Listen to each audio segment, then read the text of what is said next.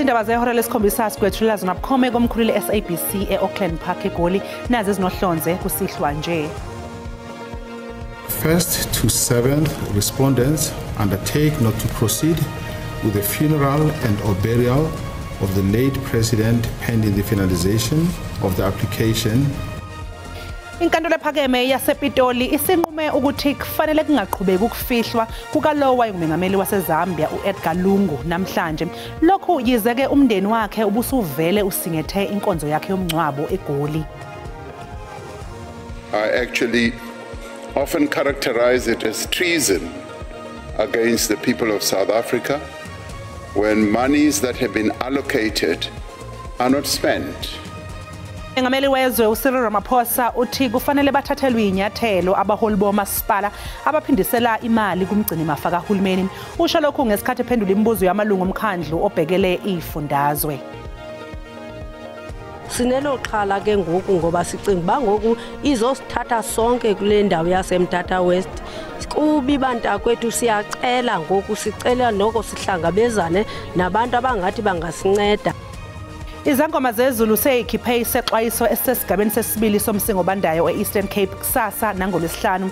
Lokhu njengoba lesiyasifundazwe sisabhekene nomthelela wezikhukhula eyidlule nabantu abayi101. Mbukeli sikubingelele sikwamukele eindabeni zakusihlwa enizethulelwa uNoxolo uMamtshali waKwaMwali. Sibonga kakhulu ukuthi uhlanganyele kanye nathi namhlanje kusihlwa.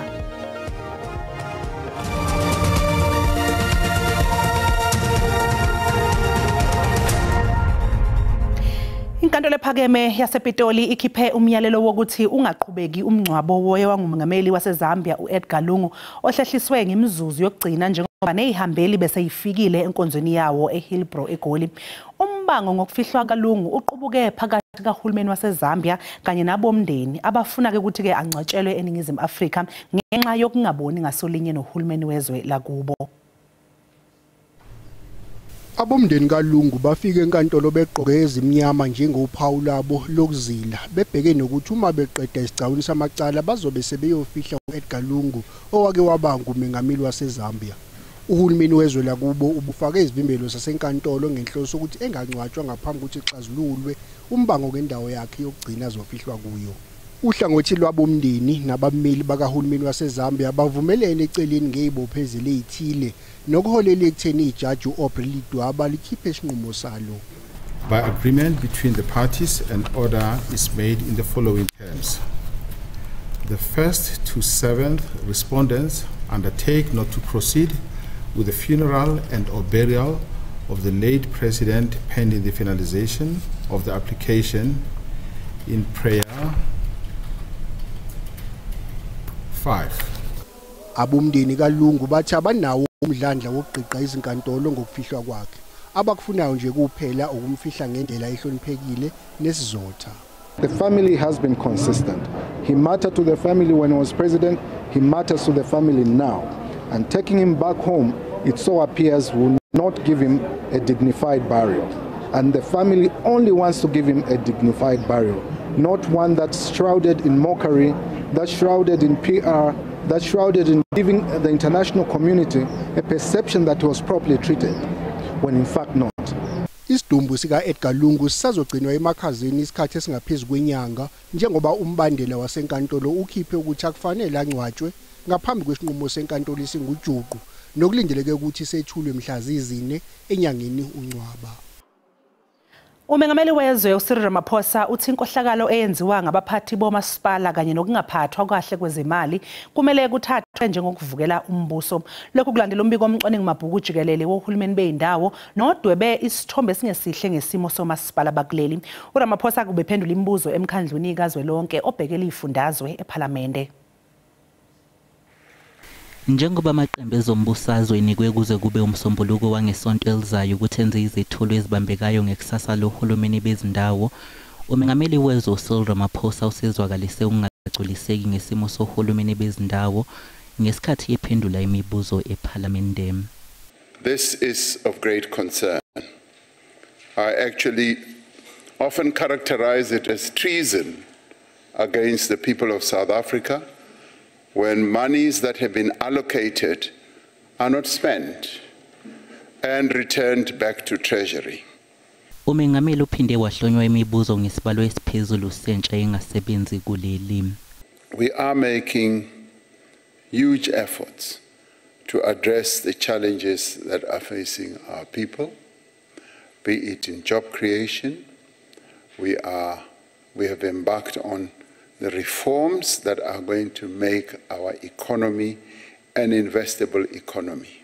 Kusenjalo umengameli uRamaphosa uphinde wagcizelela ukuthi uhambo lwakhe lwasemelika ngenyanga edlule lwalimalungana nokuphemba ubudlelwane phakathi kwalamazwe womabili. Our visit to the United States did not focus on issues of black economic empowerment.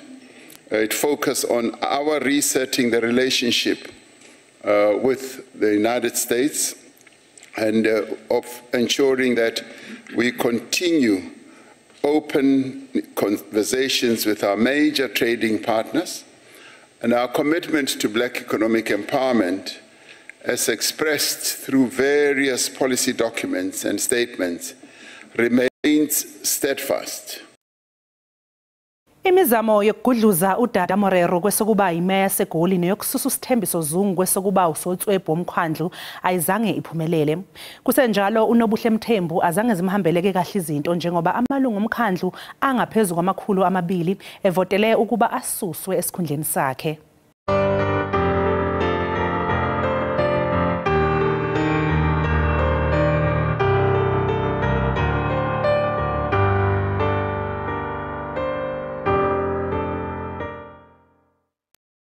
Isake mbukeli ngemfanekiso ethe ukungadlali kahle.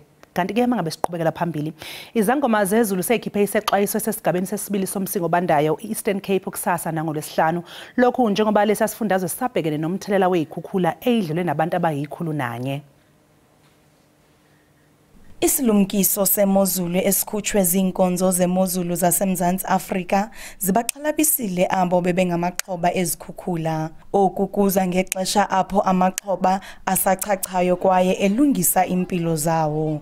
Bamemelele ukuba urhulumente aphendule ngokukhawuleza kwelityeli ukuba kuye kwakhona uncedo oludingekayo. Sinexhala ngoku kangangoba side sicelile kuba melwana okubana sicela into bana basijonge basikhangele ukubana iye yaqalisa lemvula ngoba kuthiwa izobe inomoya omkhulu. Ngoku ndinoloyiko ke ngoku eyokuba nje makubuyele abantu ezindlini nje nabangene zimanzi zisamfinca kuba benethayisi bekhuphela daka bebiza abantu iyokuba kulomoya umkhulu uzayo ngomso nalemvula iza ngomso azizuwana ezibehle zikhona zinamathanda. Inani lemizimba efunyenweyo ilikhulu elinanye engama-94 seyifanisiwe. Uphando lona lusaqhuba. Izolo sifumene umntwana opha kwiminyaka ye5 to 7 years. Ifamily ihamba yom-identifier forensic pathologist apha eMthatha. So namhlanje siqale pha phezu kwecicirha umlambo sehla nawo apho sidibana noMthatha River silapha ngokweMthatha River ezantsi, but now i-distance esesiyikhaverile inkulu kakhulu. So into esibona ukuba masiyenze sizobuyela emva pha besiqale khona izolo phezu because kune-structures ezisemlanjeni. Sizamile uzikhupha qha sifuna ukuqinisekisa ukuba akunanto siyishiya ngemva. Urhulumente ephondweni ucebise abantu ukuba bahlale ezindlini beshushu ukanti abaqhubi baqaphele ezindleleni kuba iibhlorho zingagcwala. NdinguNomzwanele Mngoma ndiseMthatha.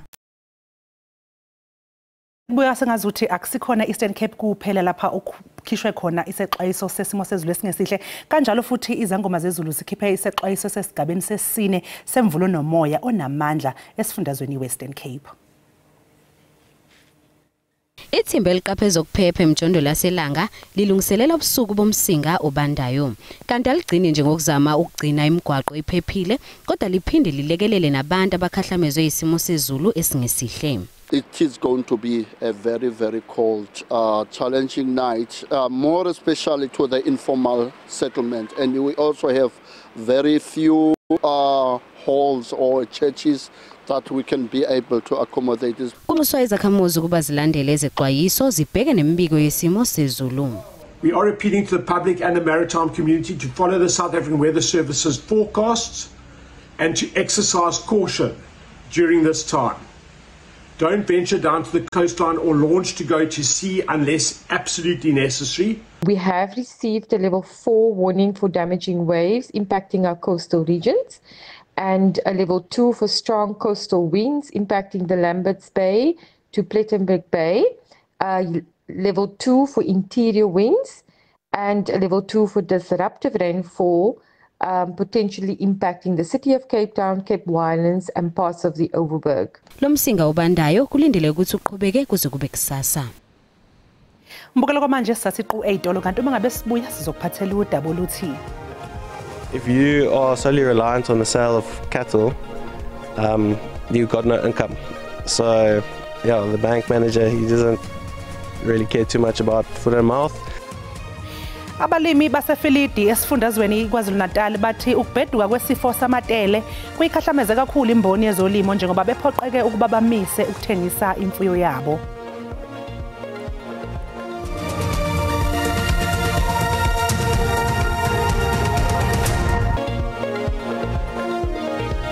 Sikubingelele sikwamukele uma ngabe usanda kungena udabeni oluphambili besibike ukuthi Inkantolo ephakeme yasePitoli sinquma ukuthi kufanele kungaqhubeki ukufihlwa kalowo owayengumengameli waseZambia uEdgar Lungu eGoli namhlanje. Mbukeli izindaba zesizulu ziyatholakala ku YouTube na ku SABC Plus ungena kuzo nje uyicinga amagama athi SABC izindaba. Kanti ke mbukeli mangabe sibuyela odabeni lwethu esike sabika ngalo sithe imizamo yokugudluza uDada Morero kwesokuba yimeya yaseGoli neyokususa uSithembiso Zungu kwesokuba uSotswebhu uMkhandlu ayizange iphumelele. The councillors who abstained from this voting process 43, the yeses 75, the noes 144. The motion does not pass. Ayizange iphumelele imizamo yokususa ngevoti esikhundleni imeya yaseGoli uDada Morero. Morero uthi akusiyona into ebingazimlalise kabe ebusuku njengoba ubezethemba kodwa kumphoxe kakhulu ukuthi DA ayizange yenze umqondo estatementeni sayo. No, it's okay. It was not something that is worrying, except that what's worrying is that the DA could not present quite convincing arguments in the chamber. Kusenjalo eyokususa uSithembiso Zungu esokuba nguSotswebhu uMkhandlu ayizange iphumelele imizamo ngakolunye uhlangothi azimhambelanga kahle izinto somlomo womkhandlu nobuhle Mthembu odabuka kuAction SA. Those that are supporting that the speaker must go are 212. Abangamakhulu 212 bavotele ukuthi asuswe kulesikhundla. Look, I don't think it's fair to blame Action SA. Action SA stood on principle today, and we've always been saying that we'll vote issue by issue, and we are not here for positions. If it means that we lose a position based on a principle because we want to serve the residents and put them first, so be it. We are all councillors in the city of Johannesburg. We are not here to contest about any position. We are here to serve the residents of the city of Johannesburg. Amalunga ekhuna 44 omkhandlu avotele kuba angasuke esikhundleni uDada Morero kwathi angama75 avotela ukuba asuswe. Izazi kanye nabacwaningi abehlukene bathi kuyashaqisa ukuthi iNingizimu Afrika isasilele emuva ngokuhlinzeka ngezinye zezidingo eziyilungelo labantu. Selokhu kwethulwa usomqulu wenkululeko owaziwa ngeFreedom Charter eminyakeni engama-70 eyedlule. Lapho izilungwane zabantu zahlangana eKliptown eSoweto ukuze zizohlanganisa amakhanda ukuze kuphunywe namasa aphusile okuhlanganisa iNingizimu Afrika engacwasi. Usolwazi uPiti Kantulu uthi benethemba lokuthi kwathe kuhlangana iminyaka engama-70 selokhu kwashicilelwa lo somqulu izwe lizobe selihamba ibanga elide. It's very depressing, but at the same time we just need to hope. I was hoping that with the government of national unity, where different people come, each and every party would like to prove itself to be really worthy of it. That's the only chance we have. abanyongo bathi kusobala ukuthi lezi zinto ezayishicilelwe kulo somqulu azenzeki. The Freedom Charter, from the perspective of today, is almost the unfreedom charter. It defines precisely how unfree our people still are. Uma kade bona wentatheli nomhleli wephephandaba uMondli Makhanya uthi ke ingqinamba ezaqala ikhongethe iNingizimu Afrika zaqala ngesikhathi kusabusa uMongameli uJacob Zuma. The first clause of the Freedom Charter says the people shall govern. And in those 9 years that Jacob Zuma and the Guptas were in power, the people did not govern. Igama lami nguCalvin wakwaDludla, eindabeni ze-SABC ngibika ngiseGoli. Abalimi basefilidi esifundazweni KwaZulu-Natal bathi ukubheduka kwesifo samatele kuyikhahlameze kakhulu imboni yezolimo njengoba bephoqeke ukuba bamise ukuthengisa imfuyo yabo.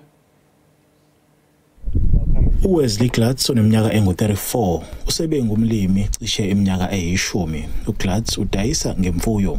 Uthi ukubhebhetheka kwesifo samatele kuphazamisa kakhulu umsebenzi wakhe. Lokhu uthi ke kubeka engcupheni ikusasa lesisebenzi zakhe eziyi15. If you are solely reliant on the sale of cattle, you've got no income. So yeah, the bank manager, he doesn't really care too much about foot and mouth. And yeah, you've got to pay your wages, your expenses, your overheads are still there.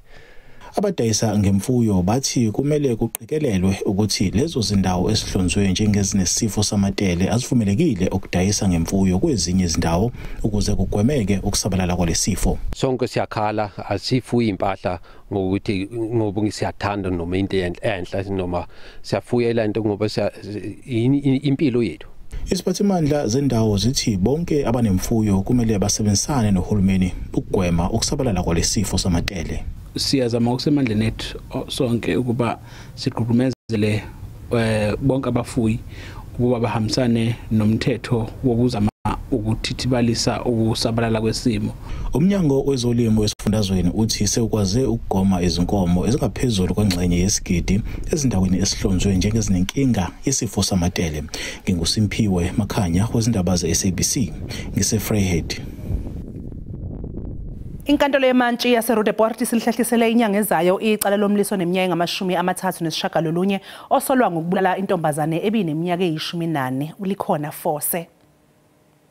Umndeni kaLikhona Force uthi uzolalela okushiwo inkantolo emva kokuthi umsolwa eliphikile icala izolo wabese beka isizathu sokuthi kungani ethi akahlobene nokubulawa kukaForce. Umndeni kaForce uthi ufuna kuvela benzi bokubiqa bese umthetho uyabajezisa. Asikoneliseki ngoba manje ngoku ibala kuprosponwa kuvela kuphinda kuvela ukutsha manje kodwa ke sisasabele le ndithi umthetho sisathi mawuhambe indima yawo ngoba esifunayo umthetho uhambe indima yawo.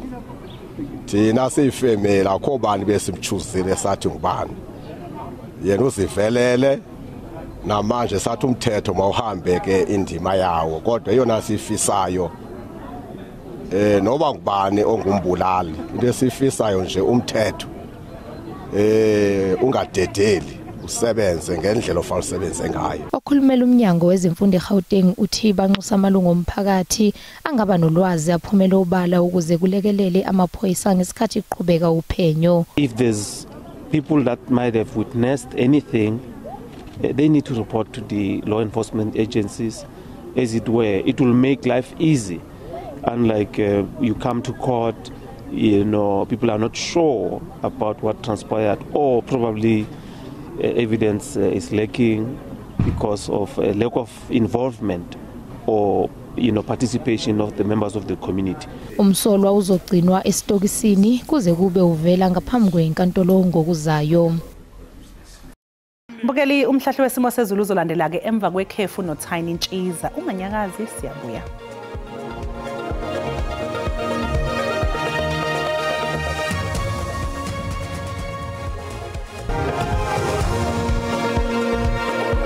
Mbukeli sibonge kakhulu ngokuthi uhlanganyele kanye nathi namhlanje kusihlwa ezindabeni zesizulu. Sikuthembiseke ukuthi kusasa bazobe bekhona ke ozakwethu begiya ngalo ke ulwimi lwesiXhosa. Ukhumbuleke nje ngombukeli ukuthi zikhona lezi ndaba ku YouTube kanjalo no ku SABC Plus. Wena nje into kufanele uyenze ukuthi ungene khona uyicinge ngamagama athi SABC izindaba. Manje ukuthi SABC Plus awunayo, download lapho kumakhalekhukhwini wakho ukuze uzokwazi ukuthi usibukele noma ngabe ukuphi. Nibeke nobusuku obuhle nisale kahle.